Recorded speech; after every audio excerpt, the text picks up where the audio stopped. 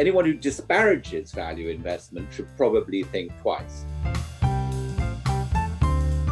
Welcome to the inaugural Breakout with Breaking Views, supported by PGIM, where we'll be talking about the return of value investing. Eddie Chancellor, you wrote a column this week arguing that after years of underperforming tech and other growth companies, shares that trade at lowlier multiples to their earnings, sales, and book values may be in for a boom. Now, what's the argument here? Isn't value investing like old school? Isn't that the Benjamin Graham stuff? I mean, the case of value investing, quite simply, is that over decades, cheap stocks, the less you pay for a stock, the better the return you get. Yes, Benjamin Graham, who was the mentor and teacher of Warren Buffett, was the inventor of value investing in the 1930s. Warren Buffett learned from his master and made the biggest investment fortune of all time. So anyone who disparages value investment should probably think twice. But Eddie, I mean, aren't these stocks cheap for a reason? They don't grow the way a Facebook or an Alphabet or Tesla grows. Growth stocks grow faster.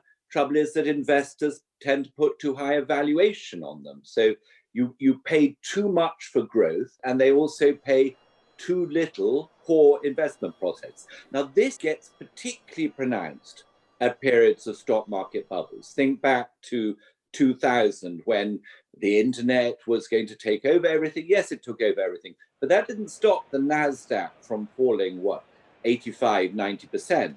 Now, at the same time, back in 2000, the so-called old economy stocks were nice and cheaply priced, and you could buy old economy stocks and ride out the following bear market without losing money.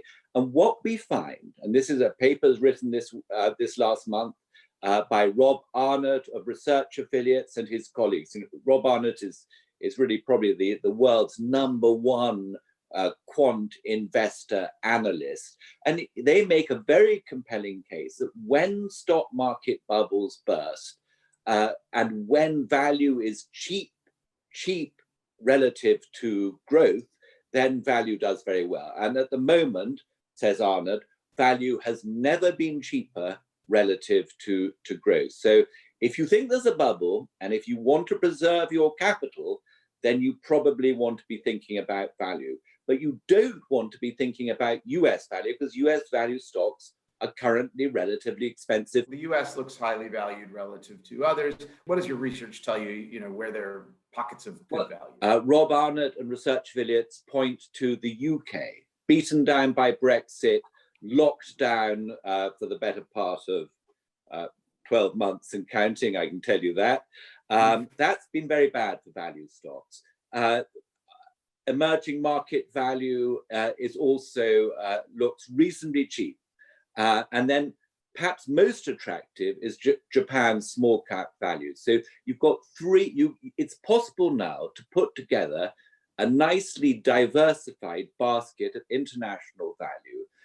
The expected returns, as calculated by GMO and Research Affiliates, are roughly in the range of 6% real over, let's say, the next 7 to 10 years. Now, this is not the best investment bargain you're ever going to see in your life, but it's a lot better than the expected returns on the US market, which, if you believe in mean reversion of valuation, in other words, if you believe that bubbles burst, US stocks in aggregate are going to lose money over the next 5 to 7 years.